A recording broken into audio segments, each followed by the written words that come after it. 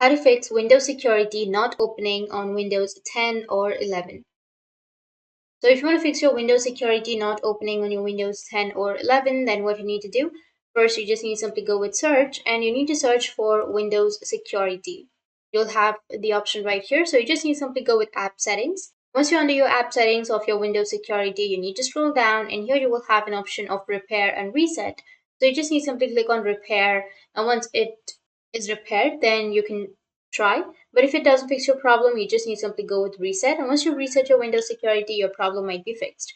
But if that still doesn't, then the second option is you need to open up your registry editor. Click on yes. Once you open up your registry editor, you just need to simply enter this code, which is computer \h key local machine \system /CurrentControlSet \services and then /SecurityHealthService.